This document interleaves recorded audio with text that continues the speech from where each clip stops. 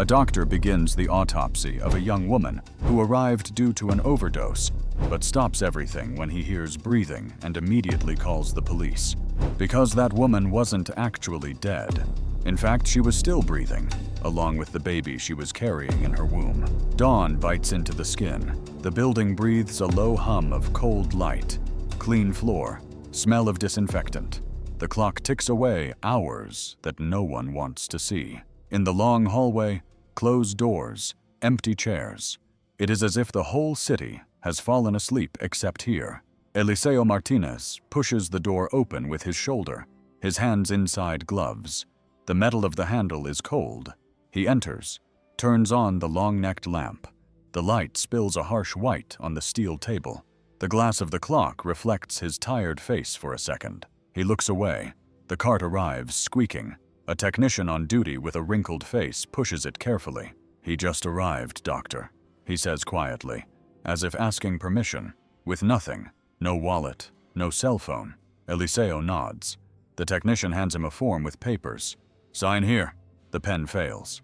Eliseo moves the tip, draws a crooked line, signs the form, and returns it to the technician's chest like a shield. "Probable cause?"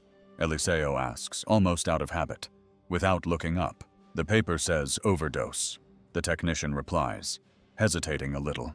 "That's what they sent." Eliseo takes the paper. Large, hurried letters.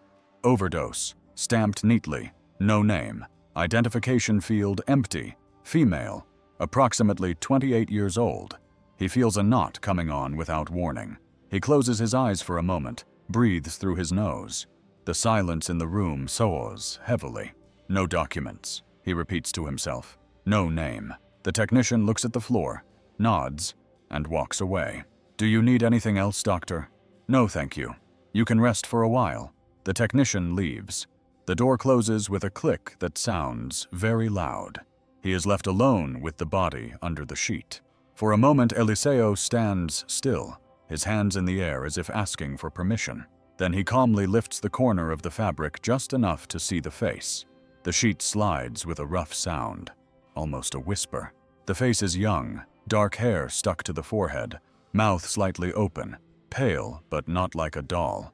A human pallor like someone who slept little and cried before. Eliseo feels his throat scrape inside, swallows saliva. "Hello?" he says softer, and it sounds strange to hear his own voice in that room. "Sorry for the hour. I'm Eliseo." He doesn't wait for a response, of course, but he speaks anyway. Sometimes he does. It's not a habit, it's respect. He covers the face again, leaving only the shoulders exposed. He checks the protocol number, checks the time. Everything on the paper seems cold, quick, as if someone wanted the story to end there. He runs his thumb over the paper, feels the fiber. It's useless, but he does it. He goes to the bathroom and washes his hands again, even though they are already clean. Ice-cold water. The metallic sound of the stream against the steel breaks the silence. Then he stops and dries his hands slowly. He adjusts the mask on his face and returns to the table. He brings the lamp closer for better lighting and adjusts the focus. The beam of light draws a clear circle on the skin. He doesn't pick up the scalpel. Not yet. He just observes the work. He begins with calm eyes. He learned that. The clock makes 2 sharp ticks and time seems to slow down. "Overdose," he repeats in a sigh, like someone trying out a word in their mouth. "Who said that about you?"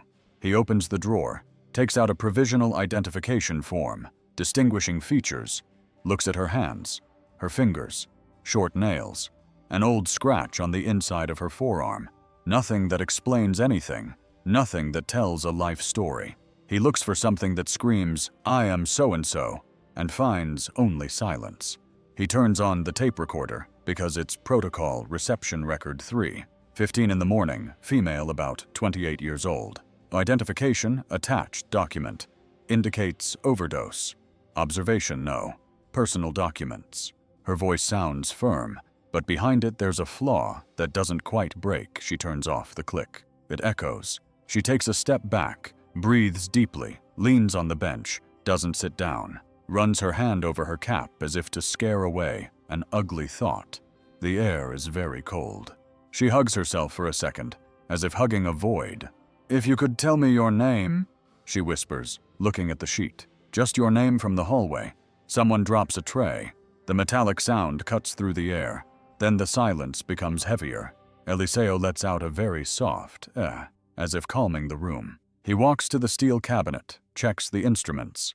Everything in its place, neatly aligned. It's not a quirk. It's his way of breathing, He closes the cabinet door slowly so as not to make any noise. He turns back to the table in the corner. The electric heater flickers with a red light. It doesn't heat much. The early morning creeps in under the door like a thread of ice. Eliseo rubs his gloved hands together. A useless habit, but it warms his head. He pulls the sheet up to his chest carefully, as if tucking someone in to sleep. The skin has the stiffness he knows.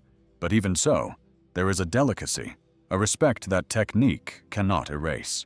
He finds a strand of hair tangled in the sheet like a small question mark. He removes it with his fingertips and puts it in a small bag. Everything counts, he thinks. Everything can count.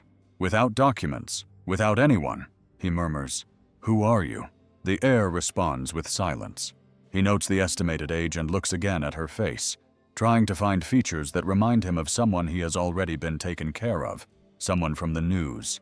Someone from a missing person poster stuck on a pole. But the memories are foggy, incomplete images. This woman could be anyone. She could be someone loved by someone. He closes his eyes for a second. "I know," he says softly. "You're not a piece of paper." He opens his eyes, adjusts the sheet, smooths it with the palm of his hand. A simple gesture. The fabric makes a sound like a gentle wind.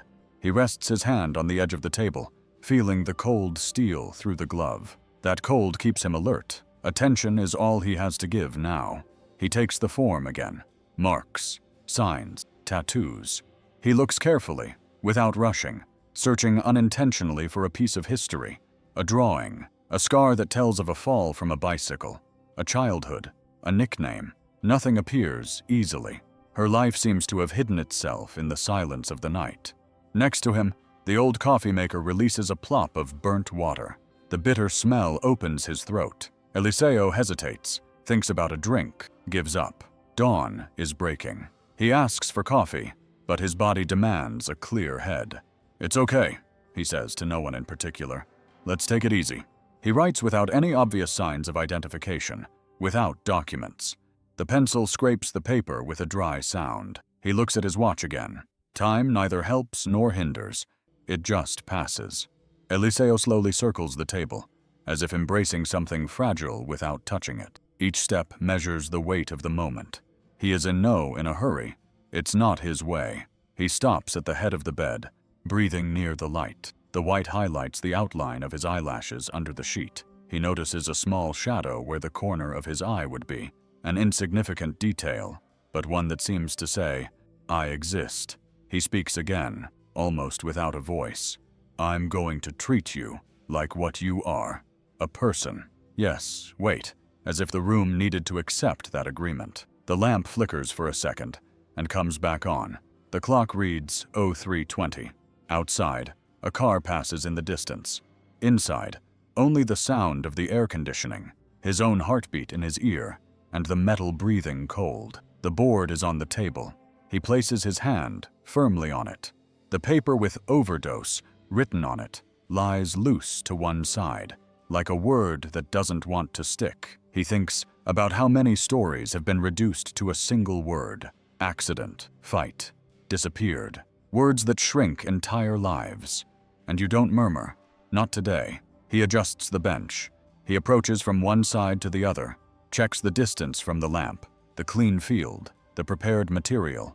Everything slowly, completely, almost like a ritual.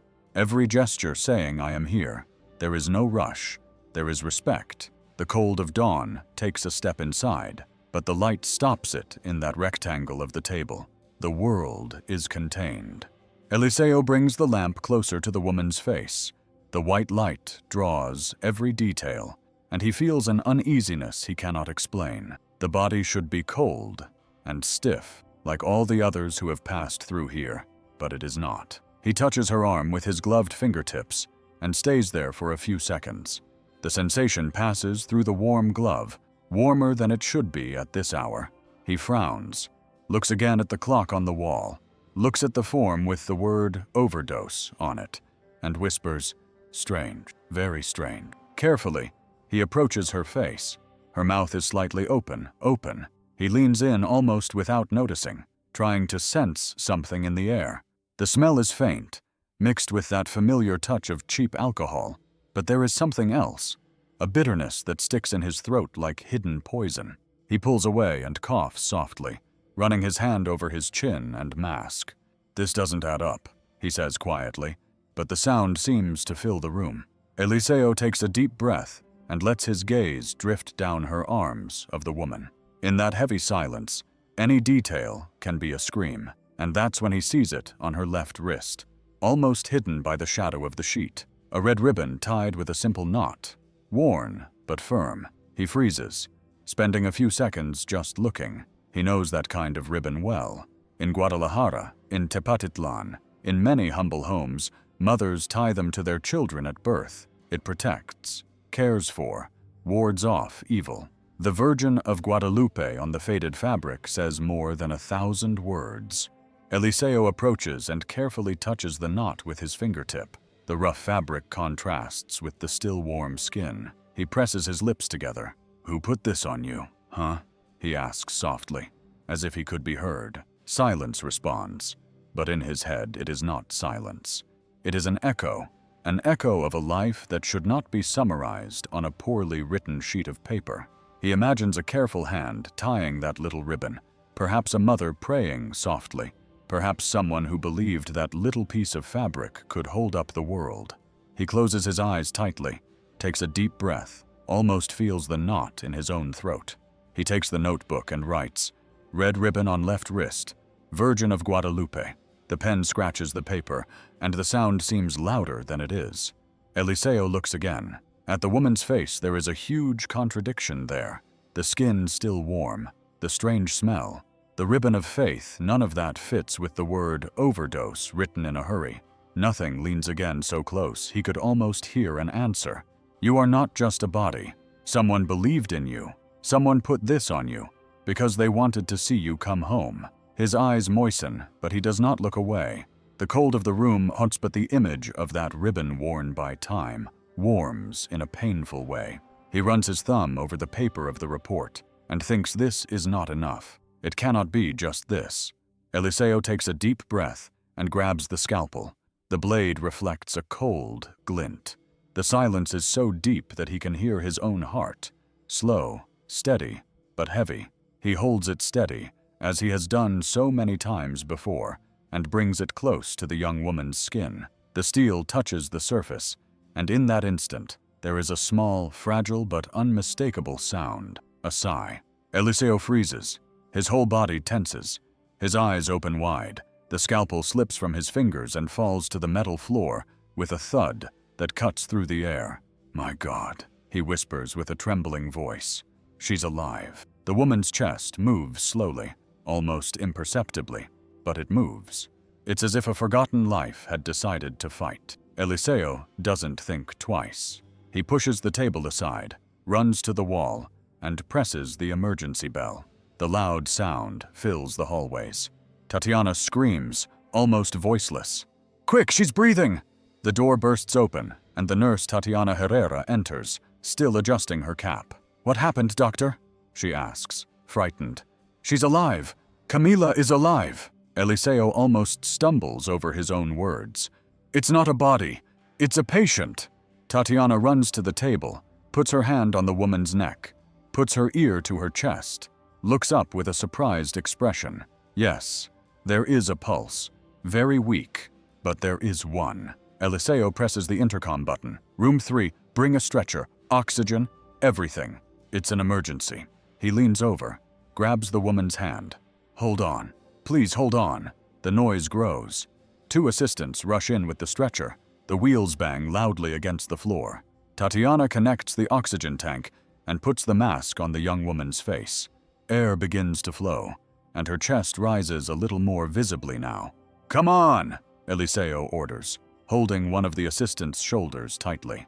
"Move her carefully. slowly. You can't stop now. As everyone moves around him, Eliseo feels a knot in his mind. The paper said overdose.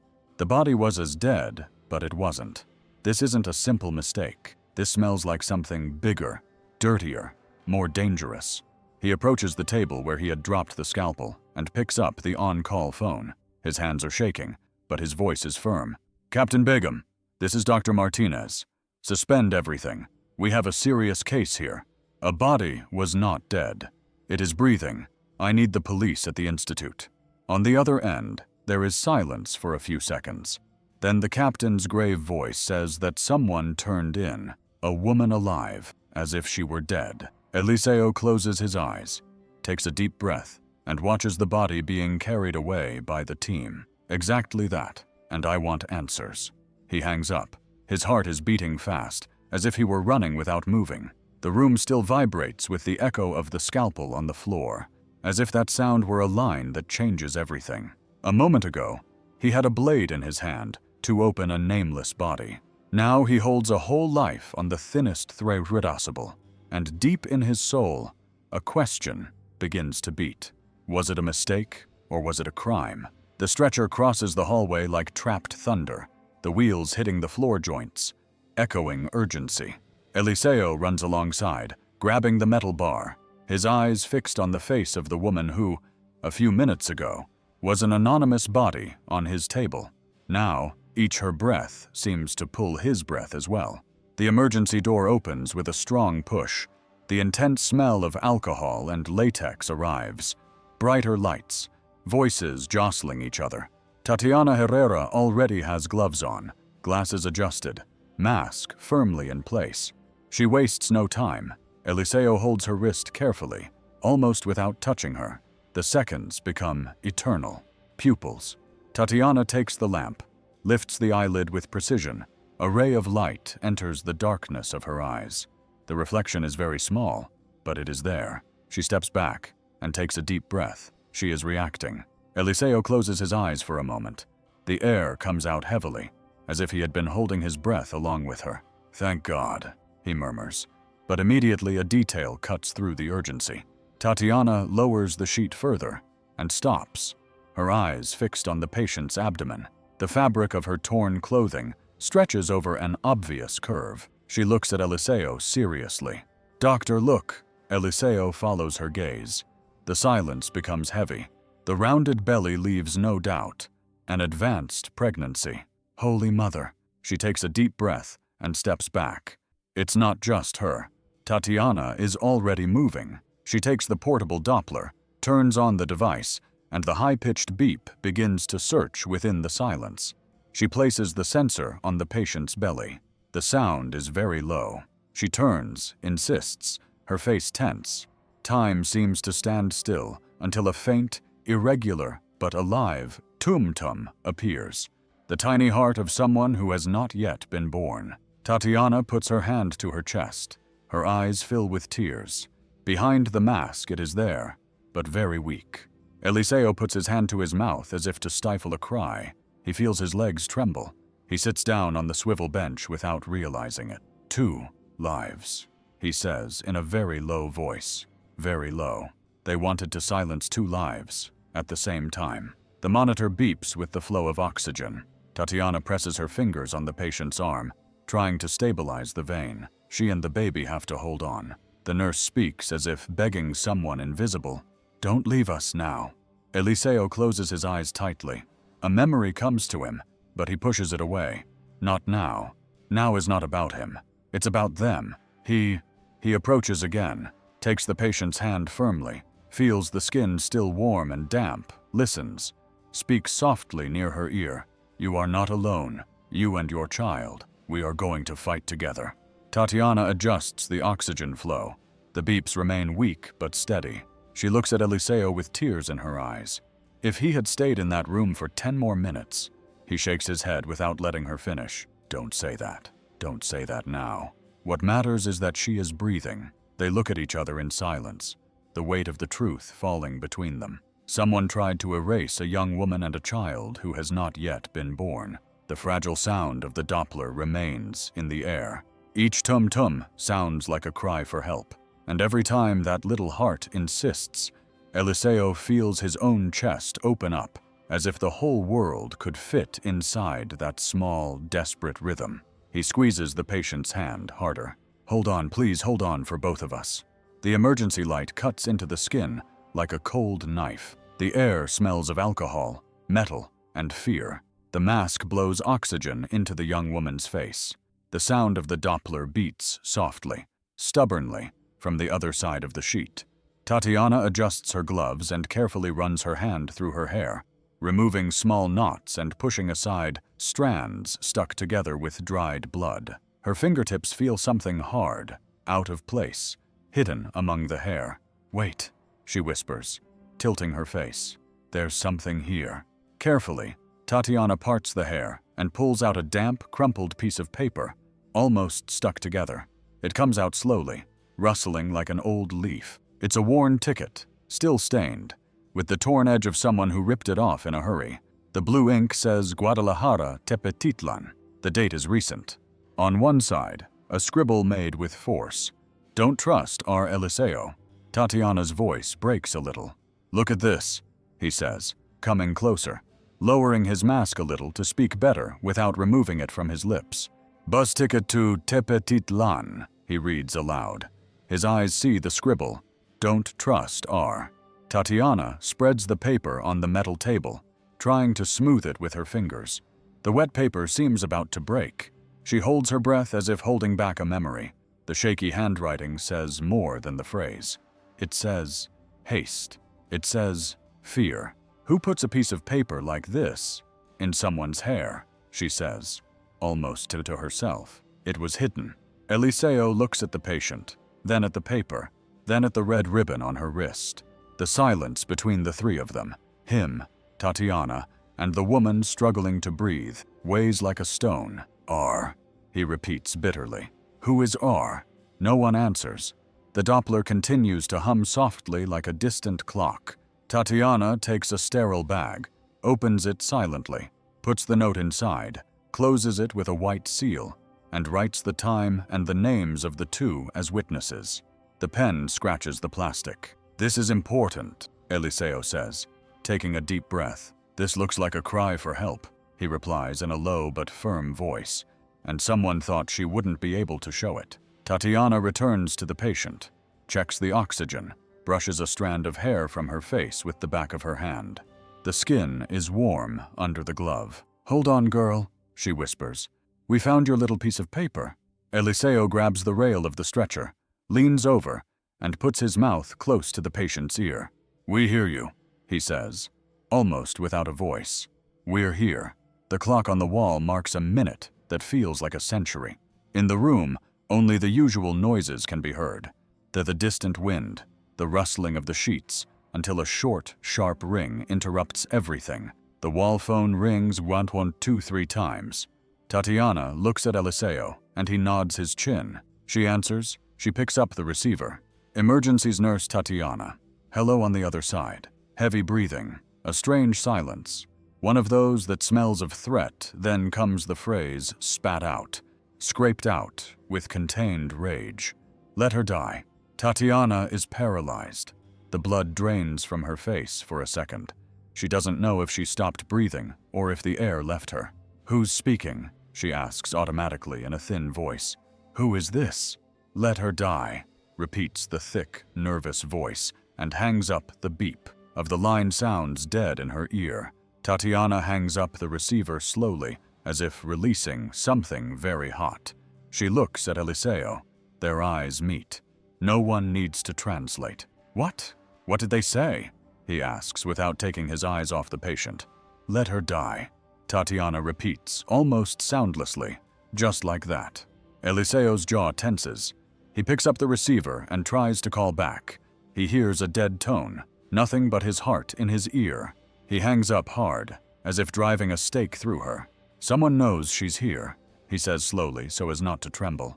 "Someone who doesn't want her to live." Tatiana takes 2 steps back as if the air has become smaller. Her gaze goes from the glass door to the hallway, from the hallway to the curtain, and from the curtain and to the woman. She pulls the curtain shut, covers her body better with the sheet, adjusts the mask as if it could protect her from the world. You think the question remains unanswered. How? How did they know? I don't know, Eliseo replies, cutting carefully without being abrupt. I still don't know. She looks again at the bag with the ticket. The R in the scribble seems to scream inside the plastic. She feels the weight of responsibility fall on her like a cold hand. Stay with me, Tatiana asks simply. No one comes in without us knowing. No one here, she replies firmly, although her voice is trembling. I'm not leaving. The two of them stand on either side of the stretcher. The oxygen continues to blow. The Doppler responds weak but stubborn. Outside, footsteps come and go.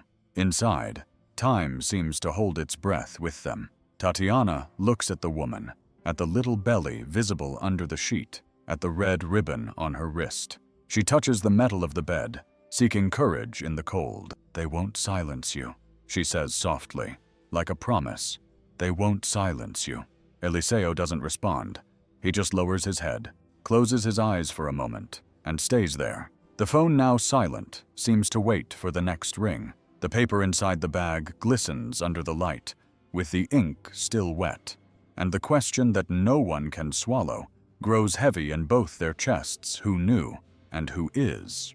But the sky still does not clear. The dawn weighs heavy with that cold that sticks to the skin. Eliseo drives slowly along the narrow road to the canal, where they found the body. The car's headlights cast crooked shadows, crooked branches in the trees, and the sound of crickets breaks the silence. He parks, gets out, and closes the door carefully, as if he doesn't want to wake up the place. The ground is still damp, and the strong smell of stagnant water mixes with mud. The wind blows softly, bringing a wet cold that gives you chills. Eliseo adjusts his coat and puts his hands in his pockets out of habit, but immediately takes them out. He didn't come to protect himself. He came to see the canal. It flows slowly, dark, with almost no reflection. He looks at the shore and takes a few steps on the soft sand. The police flashlights illuminate isolated areas, but they are already leaving. An officer nods respectfully. Doctor, it was around here. We found the body right here, near the water. Eliseo thanks him with a gesture, but says nothing. He crouches down and touches the disturbed sand. There are fresh, irregular footprints, as if someone had dragged something heavy. Further ahead, boot marks are clearly visible, the pattern of the soles repeating back and forth as if there had been a struggle. He frowns. Among the dry branches, he sees a piece of colorful fabric. He pulls it out carefully. It is a torn, flowered shawl, dirty with dirt. The fabric smells of cheap perfume and sweat. He grabs it tightly, as if it were living proof. You didn't fall here alone, he murmurs, looking at the fabric. Someone left you here. The wind stirs up fine dust, and the night seems to hold heavy secrets. Eliseo looks at the canal again, and imagines the body lying there cold, as if it were trash. His stomach suddenly turns. A fragile voice behind him asks, "Are you the doctor?"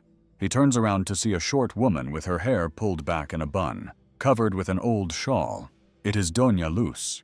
She lives in a simple little house just above the canal. Her eyes are hard, like someone who has seen a lot, but they tremble when she looks at the doctor. "It's me," he replies, walking towards her. "I was checking the place. Do you live nearby?" "Yes, all my life," she sighs, clutching the shawl to her chest. "And last night I heard..." Eliseo moves closer and lowers his head a little to hear better. "What did you hear, Doña?" She looks around, as if afraid that someone is listening to her cries. "A woman! I heard her clearly saying, 'Camila, get up!'" Her eyes fill with tears. Then she cries out, screaming. A car that drove away very fast. The name falls like a stone in water.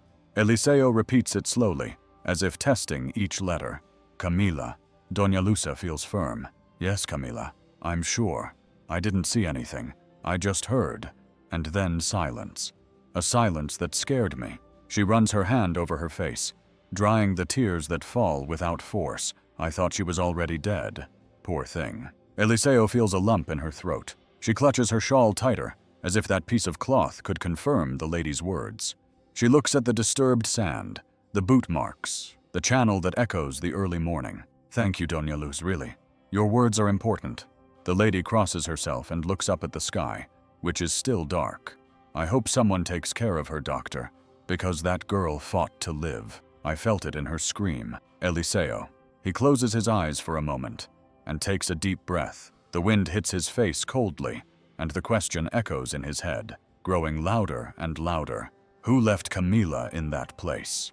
The sun slowly begins to rise, painting the sky light gray. The canal is behind him, but the weight of what Eliseo saw there remains on his chest. In the schoolyard, patrol cars are lined up. The radio crackles with hurried voices. Captain Vega, a man with broad shoulders and the hard gaze of someone who has already endured many difficult nights, approaches. He is holding a folder, but he speaks looking into Eliseo's eyes without turning away. Dr. Martinez, thank you for everything you have said. Your voice is firm but respectful. The information is enough to get us started. Leave it in our hands now. Eliseo feels the words enter, but not settle. He remains silent for a few seconds, takes a deep breath. The cold wind hits his face, and inside, it's as if something wants to come out. Captain, he begins slowly in a deep voice. You have your job, I know, but I have mine too. Vega raises an eyebrow as if waiting for an explanation. Eliseo then raises his head and looks at the building behind him, at the lit windows of the emergency room where he knows the woman is lying, connected to oxygen, fighting. My job now is not to cut or write a report, he says without hesitation. My job is to make sure she breathes, and that the child inside her breathes too. The silence that follows weighs more than the sound of the radio, more than the noise of the police officer's footsteps coming and going. The captain closes the folder, puts the pen in his pocket, and sighs. You talk as if they were yours, doctor. Eliseo lowers his eyes for a moment and clenches his hands behind his back, as if holding on to a memory he doesn't want to let go of. Because if I walk away now, he looks up again, his gaze steady. I wouldn't be able to live with myself afterwards. Look at him. He stares. A long look from someone who has seen many people give up, but now sees the opposite. Someone who no longer knows how to back down. Takes a step forward, puts his heavy hand on Eliseo's shoulder. It's okay. Do what you have to do. And repeats more quietly. But take care of yourself, doctor. Eliseo nods with a small, almost invisible movement, but one full of determination. He feels the captain's hand release his shoulder. He hears the heavy boots walking away, the sound of orders being shouted into the air. He stays alone for a few seconds in the courtyard. He closes his eyes, takes a deep breath, and it is as if the whole world is focused on a single thought. There is no turning back. He opens his eyes and looks back at the illuminated emergency room window. Inside, 2 lives cling to the thinnest thread that exists, and now he knows he will not let go. My job is to keep them breathing, he murmurs, almost like a promise, whatever it takes. And he enters the building, feeling that each step he takes is bigger than himself. The ICU beats in silence, broken only by the beeps and whispers of the machines. The cold lights reflect off the glass, and he stands still, too weak to move. On the other side, the young woman breathes with the help of tubes. Her chest rises slowly as if each time were a struggle. Her round belly also moves, reminding him that it is not just one life, but 2. He rests his forehead on the glass. The coldness of the material penetrates his skin, but it does not extinguish the heat burning in his chest. His eyes burn, but he does not look away for even a second. I heard you, he murmurs, almost without a voice. I'm not going to let you go. The words come out broken, as if they were a promise and prayer at the same time. He doesn't know why he spoke. He doesn't understand where that need comes from, but he feels as if something bigger than himself is pulling him from the other side. Nurse Tatiana adjusts the cables, changes the IV, and glances sideways at Eliseo. She notices the weight in his eyes but says nothing, respecting the silence between that glass and that promise. Eliseo closes his eyes for a moment. In the darkness, he sees images he didn't want to see, memories of another dawn, another woman in a bed, another heart that did not respond. He swallows, opens his eyes again, and forces himself to stay there, present, in front of what now depends on him. The glass begins to fog up slowly with his breath. He does not move his forehead away, does not wipe it clean, lets the fog grow as if it were the invisible mark of his decision. Breathe, that's all I ask. Breathe. He does not notice the passage of time. Nurses come and go, the machines. And he remains there, still, as if his presence could hold that thin thread between life and death. The voice inside him is simple, but firm. Don't let go. And deep in his heart, without really understanding why, he feels that this story is no longer just hers. It is his, too. Tepatitlan awakens slowly, with the smell of fresh bread coming from the bakeries and wood smoke rising from the low roofs. The narrow streets carry the sound of neighbors' brooms sweeping the sidewalk, and the church bell rings softly, calling the first faithful of the morning. Eliseo walks with heavy steps, his hand in his pocket where he carries a plastic bag with a red ribbon inside, that worn piece of faith he found on the young woman's wrist. The fabric is already faded, but the cloth is still firm. He squeezes it through the plastic as if it contained a beating heart. At the door of a simple little house at the address the police gave him for a possible Camila, with whitewashed walls and geranium pots in the window, an elderly woman sweeps the entrance. Gray hair, skin marked by the sun and the years, her tired but lively gaze meets Eliseo's before he can say a word. "Are you the doctor?" she asks in a hoarse voice, almost a whisper.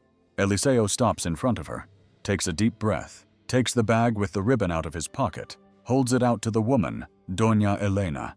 She recognizes it. The woman's eyes shine at that very moment. Her hands tremble, and she drops the broom on the floor. "Oh, Holy Mother!" She brings her hands to her mouth. "That's mine." She takes the bag carefully, as if it were made of glass, runs her fingers over the plastic as if caressing the past. Her eyes filled with tears. "Do not look away. I tied it myself," she says in a broken voice. "One afternoon when my little girl told me, 'Mom, I'm going to have it alone. I don't need anyone else. Just my faith.'" Eliseo feels a lump in his throat. He doesn't need to ask. He already knows. This woman is the mother of the patient who is still fighting for her life. "What's your little girl's name?" he asks, trying to keep his voice steady. Steady. Doña Elena lifts her face, tears streaming uncontrollably. "Camila. Camila Reyes. My daughter." The name sounds strong at last, filling the silence that Eliseo had carried in his chest since the cold tour at the Institute. Now that young woman is no longer a nameless body. She is a daughter. She is Camila. Doña Elena presses the ribbon against her chest, as if returning her to her heart. "When I saw her, I asked the Virgin not to let me let her go, that she would take care of her, even though I couldn't be there. And now, you bring her back to me." Her voice breaks. Her shoulders shake. Eliseo takes a step toward her, takes her hand, feels her skin, rough and hot from so much work. "Doña," he says softly, "she's still fighting, and I promise I won't leave her alone." The woman closes her eyes, lets the tears flow, squeezes his hand with surprising strength for someone so small. "Doctor, you listened to her, didn't you? You listened to her when no one else would." Eliseo doesn't answer right away. He just looks at the hard-packed dirt floor, takes a deep breath, and with a broken voice confirms, "Yes, I listened to her." The church bell rings again, louder now. Doña Elena looks up at the sky, still clutching the ribbon to her chest. "So there are still miracles," she says, and cries without sorrow, like a mother who feels that life insists on giving her back what they wanted to take away from her. Eliseo enters the ICU again. The constant sound of the monitors, the sigh of oxygen, the incessant beeping, everything seems to blend with his heart. He walks slowly to the bed, his eyes fixed on the unconscious young woman. Her belly rises under the light sheet, impossible to miss. He stops for a moment, breathless, his hands trembling in his pockets of his gown. The scene before him is not only hers, it is also his. A memory buried years ago returns completely, as if it had happened yesterday. He closes his eyes and sees his wife Barbara lying in another white bed, sweat running down her forehead, her anguished gaze, the cry of pain that would not come out. He sat beside her, squeezing her hand tightly, repeating softly, "You're going to be okay, my love." you're going to be okay. But she wasn't. The delivery was too fast, then too slow, and then everything got out of control. Blood, hurried voices, rushing hands.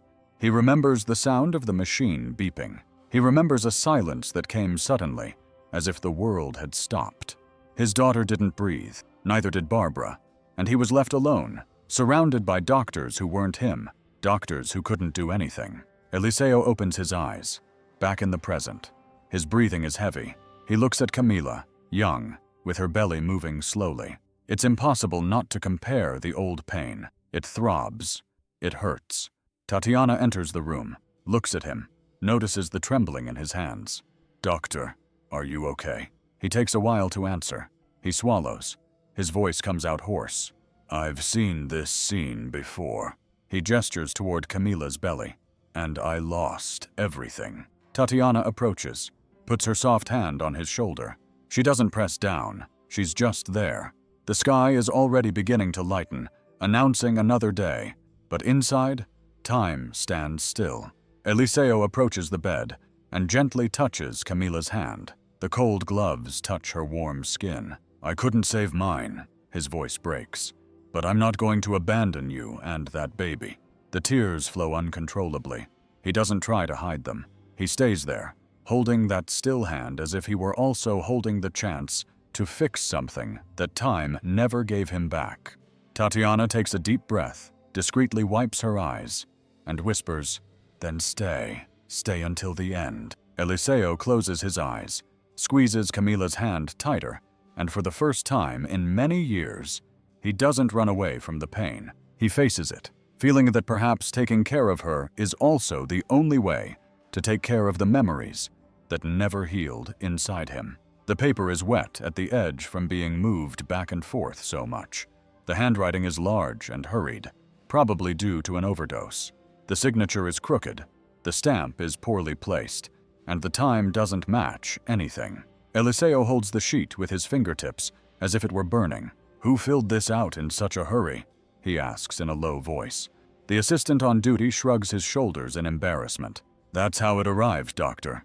They said it was a closed case." Eliseo doesn't respond.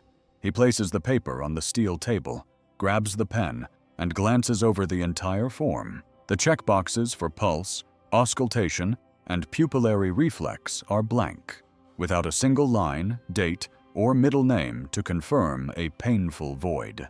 He speaks into the recorder with a firm voice, even though his chest feels heavy. "Preliminary report received with cause for overdose, signed in haste.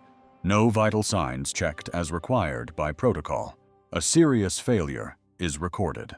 He turns off the click. It sounds loud in the air.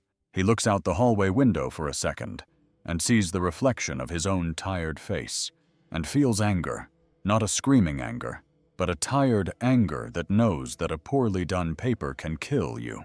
"Know what scares me," Chewie says to the technician who is arranging boxes in the back. "What, doctor?" "If no one listens, no one notices, then the person becomes a stamp, and that's it." Chewie swallows hard, lowers his head. "I'll notify the area doctor." "No, I'll go." Eliseo replies without harshness, "And I'll attach this to her file. Let it be recorded." He staples the crooked paper to a new clean folder and writes "review" on top, firmly, breaking the silence. Then he carefully reviews the photos of the body. Bruises in different shades, dark purple on one side, light yellow on the other. Fingers marked as if hands had squeezed where they shouldn't. He takes a deep breath. The smell of disinfectant seems stronger. "Overdose," he repeats bitterly. An overdose leaves no fingerprints. The internal phone rings. The dry tone makes the room vibrate. Eliseo answers. "Martinez, doctor, laboratory." The voice of the biochemist sounds quick, nervous. "We already have the first toxicology results. You can come." He walks down the hallway, a tunnel of cold light. Each step feels as if he were dragging a weight on his heels. In the lab, the air smells of alcohol and solvent. The centrifuges make a soft noise. The biochemist, a small woman with large glasses, hands him a brown envelope. "Everything is here, doctor." Signed and with chain of custody. Eliseo opens the first page, showing numbers and names of substances. He runs his finger along the line, his heart racing, and unintentionally stops at a word that cuts him inside. Strong sedative. He reads aloud in a low voice, "Controlled use." The biochemist nods. High concentration, enough to knock someone out quickly. It's not alcohol that did that. There are already traces of the same group in the hair sample, indicating recent and repeated use in small doses. It was increasing.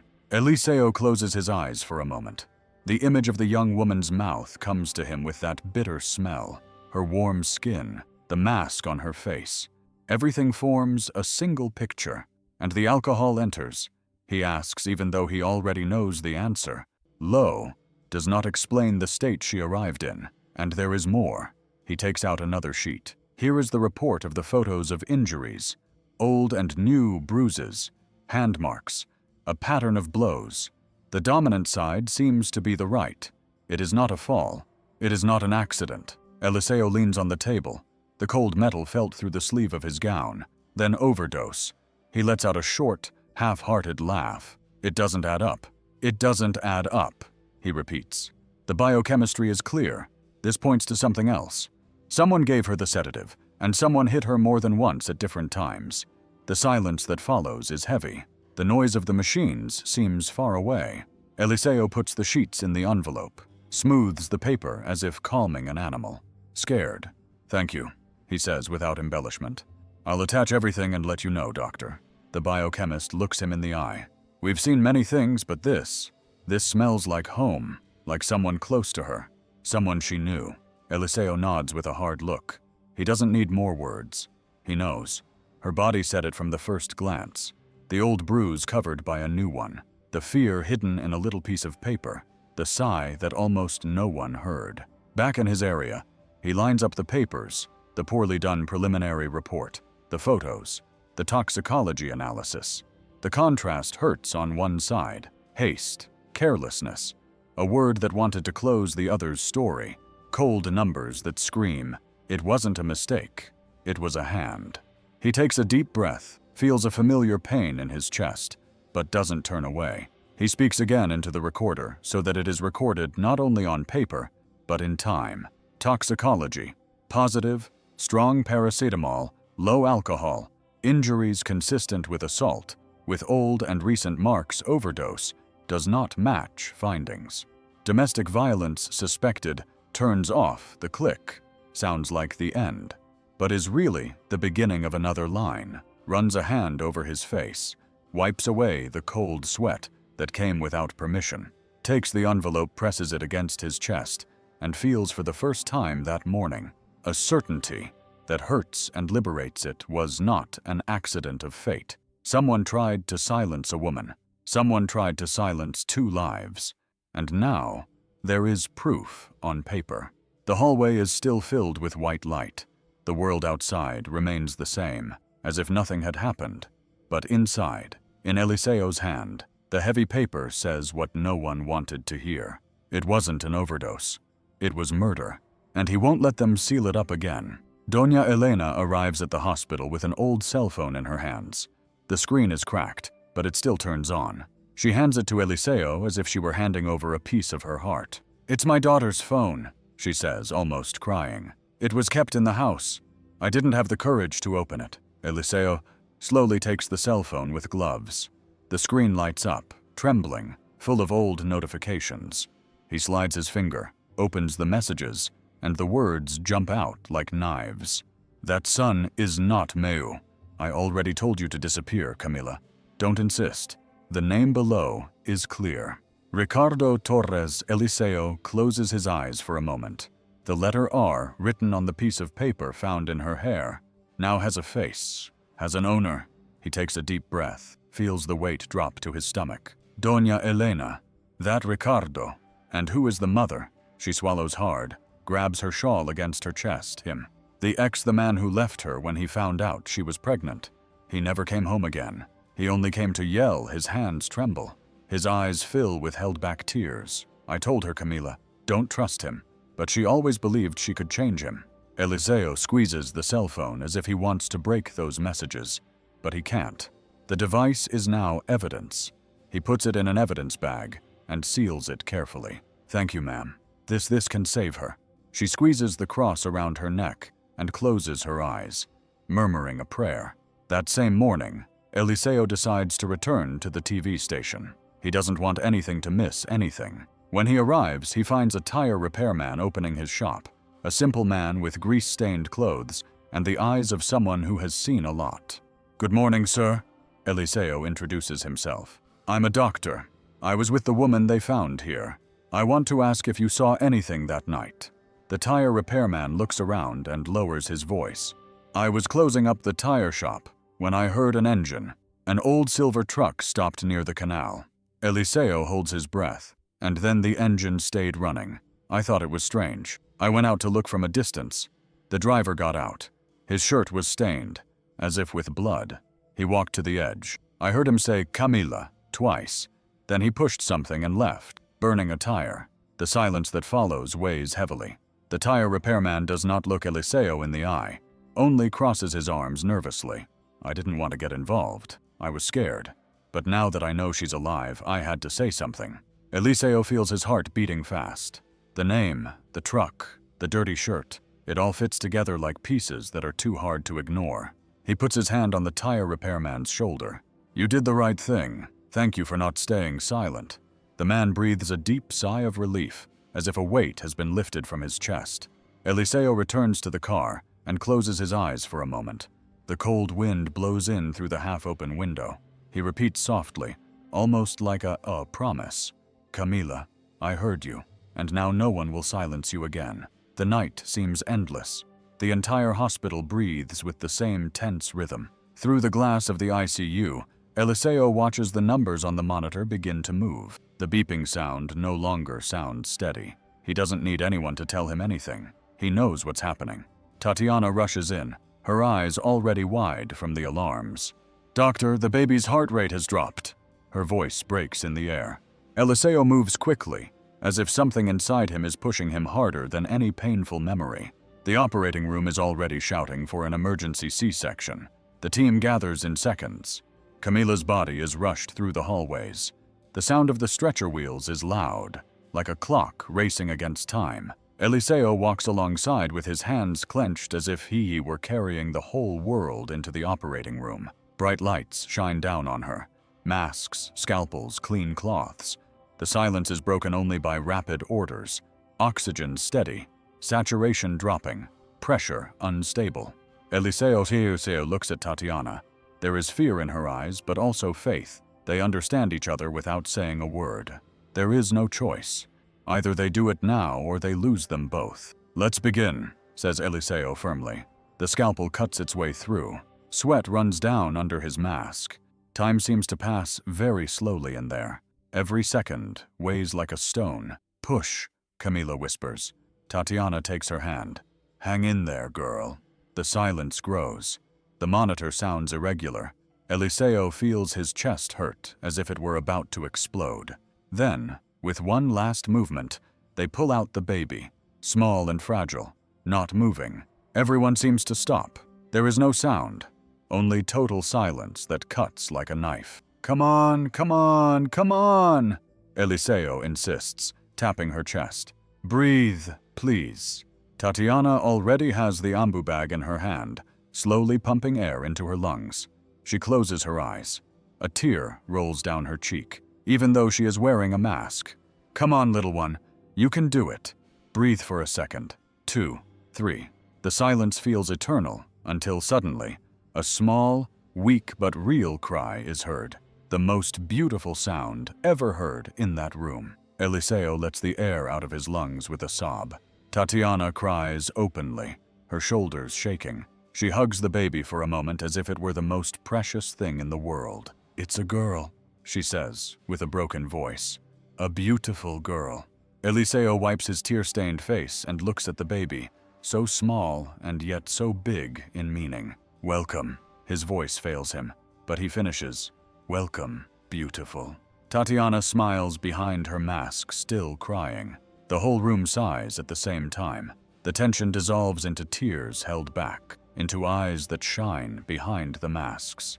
Eliseo, his voice low as if it were a prayer, whispers again, "Welcome. You don't know it, but you've already changed everything." And in that little cry, in that short but strong breath, everyone feels that 2 lives have returned to the light. At the police station, the room is small, smelling of cold coffee and crumpled papers. Captain Vega holds a thick folder and opens it slowly, as if he knows that each page weighs a lot. Eliseo sits in a corner with his hands folded, trying to remain steady. On the other side of the table, the investigator speaks while pointing to the call report. "They traced the number of the call, Doctor. The same one that said, 'Let him die.'" He pushes the sheet toward Vega.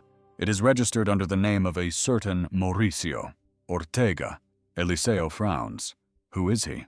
The investigator sighs. "A close friend of Ricardo Torres. They work together in the same workshop. They've seen them several times. The location of the call." He taps his finger on the printed map. "It was made from here. Look, less than 500 meters from the hospital, from a car." Eliseo closes his eyes. He feels his stomach churn. He remembers the paper with the letter R written on it. It wasn't an empty threat. It had a name. It had people behind it, says Vega firmly. Not only did they know Camila was alive, they also waited as if they wanted her not to survive. The silence is heavy. Eliseo breathes heavily, thinking of the young woman intubated in the small April rain, and feels the rage rising. Hours later, in the interrogation room, the air feels heavier. Ricardo Torres enters handcuffed, his shirt wrinkled and unshaven. His gaze tries to be hard, but he can't help. He gets nervous when he sees the photos on the table. Vega speaks first, his voice harsh. "Ricardo, you know why you're here. I didn't touch her," he says quickly, almost as if he had rehearsed it. "I have nothing to do with that." Eliseo watches him in silence. Every gesture the man makes annoys him. Ricardo moves his leg, avoids looking at the photos, breathes through his nose like a caged bull. The captain takes a photo and shows it to him. It is Camila's face, still bruised. "How do you explain this?" asks Vega. "A bruise on her left cheek. Your dominant hand is your right, isn't it, Ricardo?" He looks away, his throat moving as he swallows hard. "I just lost my head. I didn't mean to." His voice comes out low, like an old excuse. "She provoked me." Eliseo gets up slowly. The chair makes a loud noise as it moves. He doesn't shout. His presence alone is imposing. "You said you didn't touch her, and now you say you lost your head." His voice is firm, calm, but angry. Ricardo decides, "Are you lying to us or to yourself?" Ricardo lowers his head. The brave mask breaks. He remains silent, and that silence says more than any words. Vega writes something without taking her eyes off him. "We have enough. The phone, the channel witness, the marks on her body, the sedatives." She closes the folder with force. "You have nowhere to run." Eliseo takes a deep breath, but he feels no relief. He only feels the weight of the truth that came too late. He thinks of Camila, lying between life and death, and the tiny baby who understands nothing. In that silence, one thing is clear. Apologies cannot erase the blows, the fear, or the cowardice of a phone call that wished for death. The early morning inside the intensive care unit is filled with machines, breathing for the patients. The air is cold. The silence weighs heavily. Camila moves her fingers slowly, as if returning from far away. Her eyelids tremble before opening. The white light hurts her, but she persists. Her chest rises with difficulty, as if it were breaking. Eliseo notices it first. He was sitting in the chair next to her, almost motionless, as if caring for a saint. When he sees her open her eyes, he gets up slowly, afraid of scaring her. Camila says in a low voice, almost like a secret, "You're back." She blinks with wet eyes. She opens her mouth, but only a whisper comes out. "Where are you?" "I'm in the hospital. You're safe now." Eliseo takes her hand carefully. She breathes slowly. Her lips tremble. Her whole body seems to tremble. The memories still burn inside her. She closes her eyes and a tear falls before she can speak. His voice is choked off. "He hit me." Eliseo's heart tightens. "Heart? Who?" Camila asks softly but firmly. "Who did that to you?" She holds her breath and lets it out in a sob. "Ricardo gave me something. I passed out." Every word seems to cost her a lifetime. She squeezes her fingers around Eliseo's hand, as if seeking support, so she doesn't sink back down again. Eliseo lowers his head and takes a deep breath. No words are necessary. The silence between them confirms everything. On the other side of the glass, Tatiana watches with tear-filled eyes. Filled with tears, she opens the door, enters slowly, and smooths the sheet over Camila. "Calm down, girl. You don't have to be afraid anymore." Camila turns her face toward her, her lips still trembling. "And my daughter." The silence lasts a second, but it seems like an eternity. Tatiana smiles behind her mask, and tears glisten in her eyes. "Your daughter is fine. She's asleep in the crib. She's a strong girl." Camila's chest bursts into a quiet sob, almost soundless. Her fragile body is filled with an emotion she cannot control. I thought I would never see her." Eliseo moves closer and takes her hand again. "Yes, you will see her. I promise." She looks at him with eyes full of tears and repeats in a faint voice, "I want to see my daughter." Tatiana squeezes Eliseo's shoulder. "Move. I'll bring her to you. You just have to breathe a little more." Camila closes her eyes, exhausted, but for the first time since she woke up, her breathing is no longer just pain, it is hope. And in that moment, still weak, still trembling, she begins to untie the knot of silence that had trapped her. Fear tried to silence her, but her voice came out, and it came out so as never to be ignored again. At that very moment, a message from the police arrives on Eliseo's cell phone. "Ricardo has escaped. We are sending patrols to the hospital." At this, we don't want panic. The city wakes up with a collective shock. The headline screams from screens, radios, cell phones. "Woman presumed dead breathes on the coroner's table and has a living baby." The letters run through group messages, market chats, coffee tables. A short video shows sirens, a hospital corridor, a blurred image of a stretcher entering a room. The audio repeats. "Miracle. Serious mistake. Investigation." Somewhere in the city, Ricardo stares at his cell phone screen for several seconds, as if the ground had disappeared. His face hardens. He clenches his jaw. His finger trembles as he scrolls the news up and down, up again, as if the movement could erase the phrase that hurts the most. "She has a living baby." He leaves the phone on the table, breathes quickly, takes the car keys with his sweaty hand. The sound of the gate opening sounds like a gunshot. He gets into the silver truck, starts the engine with force. It roars now. It doesn't growl. He just shifts gears, takes off. The asphalt bites into the tires. The car radio repeats the same news. He turns it off with a slap, his face red, his eyes hard. "No one is going to catch me," he repeats softly, like a prayer backwards. He enters the highway heading inland.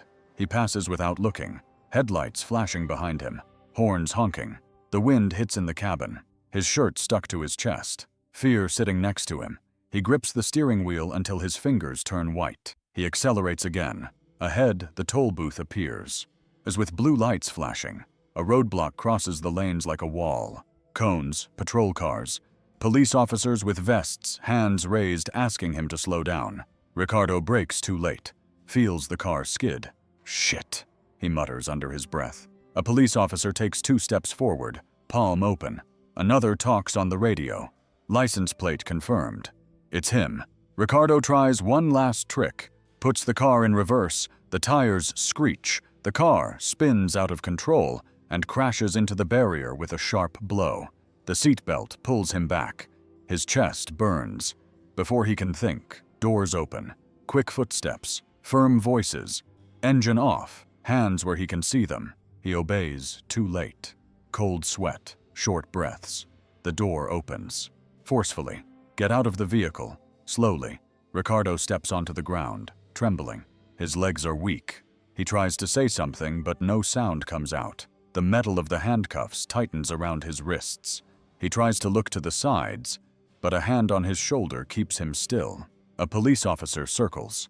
The car opens the glove compartment.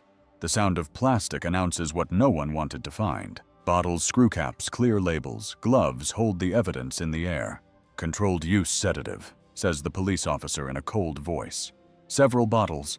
Other officers are already checking Ricardo's cell phone. The screen lights up. The messages are visible to everyone. "Make it disappear. Solve this today." Call from the car.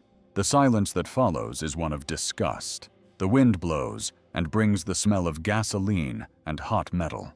Ricardo looks down, his forehead wet. "Anything to say?" asks the officer without raising his voice. He opens his mouth, closes it, tries to breathe, but can't. The courage he thought he had evaporates in the middle of the road. The whistle of a patrol car cuts through the early morning like a knife. The toll booth cameras record everything. The still dark sky seems to look down from above, unforgiving. "Arrested," confirms the police officer over the radio. Evidence in the vehicle. Messages on the phone. Ricardo is taken away in silence. The crashed truck is left behind next to the guardrail like a wounded animal in the glove compartment. The bottles are now in sealed bags in the book of the night. One more page that hurts the pieces finally in place. The road breathes again, slowly, as if the world had stopped for a second to hear the sound of something inevitable, breaking. The morning enters through the ICU window in soft rays of light. The noise of the machines is still there, but now it mixes with something new, the calm breathing of a baby. Camila slowly opens her eyes, her eyelids heavy, but her gaze awake. She turns her head and sees Tatiana sitting in an armchair, with a tired, sweet smile rocking little Abril against her chest. The scene takes her breath away. Tears come before she can say a single word. Her throat won't respond. She just stretches out her fingers, trembling as if she wants to reach for a little piece of her heart that was outside her body. Tatiana gets up, approaches her, and shows her the baby. "She's here, Camila. Your daughter is fine." The young woman's face lights up. Although she is exhausted, she brings her hands to her face, sobbing softly.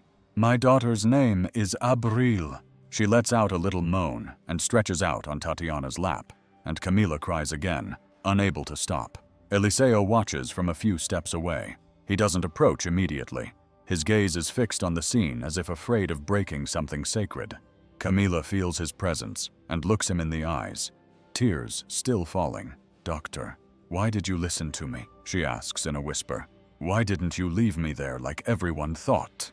Eliseo lowers his head and folds his hands in front of his body, his fingers clenching and tangling. He takes a deep breath before answering, because one day his voice breaks. But he continues, "One day, I didn't manage to hear the silence in time, filling the room, only the beep of the monitor and the soft sound of April breathing." Camila understands, even without the details. She sees the weight in his eyes, the pain he carries. She doesn't need to ask any more questions. She closes her eyes and caresses her daughter's little head with her fingertips. Then she whispers, "Thank you for listening to me now." Eliseo takes a deep breath, as if that word were the seam he had never found. His chest hurts, but two hearts also open broken, united in the same moment, the life that returned and the one she couldn't save. The hours pass. The door to the ICU opens again. Doña Elena enters slowly, leaning on a cane, her face already wet with tears. She sees her daughter lying pale but alive. Her whole body trembles. "Camila," is all she can say before the tears break her. The young woman stretches out her arm. The mother runs and grabs it with force as if she would never let go again. The sobs of the two meet.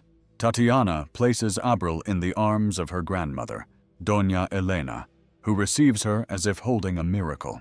She kisses the girl's forehead, then presses her face against Camila's. "Thank God," she repeats several times. "Thank God." A police officer enters discreetly and hands Eliseo a signed document. He approaches the bed. "Camila, the prosecutor's office has granted protective measures. Protection. You and your daughter are safe now." She hears him, but cannot respond immediately. She just looks at Abril, looks at her mother, and her whole body collapses in silent tears. "I thought," she murmurs with a trembling voice, almost without sound, "I thought my story ended in the canal." Eliseo approaches her and puts his hand on her shoulder. "No, Camila, your story is just beginning now." Doña Elena hugs her daughter and granddaughter, even tighter, granddaughter. The cries of the three of them mingle. There are no more words, only the miracle of being together. And on that clear morning, amid tears and promises, Not only is Abril born, but also the opportunity for a whole life rewritten. The evening sky is heavy with a color between gray and gold, as if the sun wanted to hide earlier. Eliseo walks slowly through the cemetery, his hands in his coat pockets, his breath short, the wind raising dust and rustling the old wreaths of dried flowers. Each step echoes among the graves as if the earth had memory. He stops in front of a simple tombstone where the marble has lost its shine. 2 names are engraved there, that of his wife Barbara and that of his daughter, who did not live to see a single day. Eliseo kneels, his pants getting dirty with dust. He takes a deep breath. He takes a small photograph printed at the hospital out of his pocket. It is April, wrapped in a blanket, asleep with her mouth slightly open. He runs his fingers over the image before carefully placing it on the cold stone. His voice is low and trembling. "Barbara, my love, close your eyes. Today I achieved what I could not before." Silence answers him. The wind blows slowly, almost like a caressing hand. "I stayed." His voice breaks. "I listened this time. I didn't run away." The tears come with force, without asking permission. Eliseo's body surrenders completely. He covers his face with his hands and sobs loudly, like someone who has kept the pain inside for years. His shoulders shake, and the sound echoes among the tombstones. He doesn't try to stop himself there in front of them. He can only be a broken man. "Forgive me," he whispers. "Forgive me for not having succeeded with you. But today I was able to stay to the cold marble."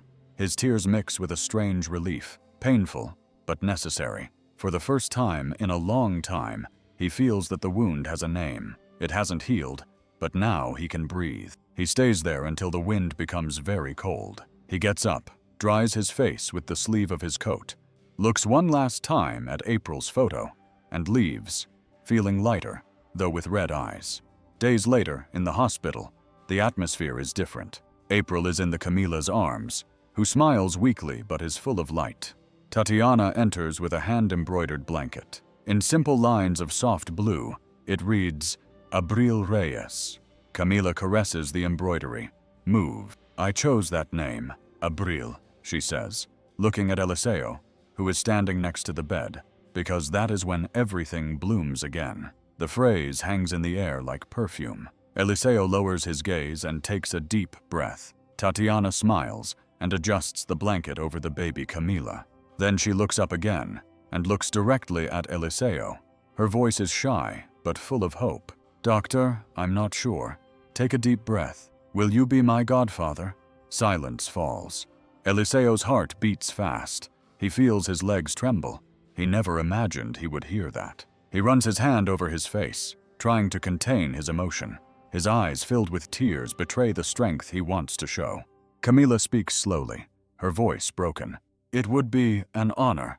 She smiles, tears falling again. Tatiana also cries softly, settling Abril in her mother's arms. And in that simple room, amid shy laughter and sincere tears, something new is born.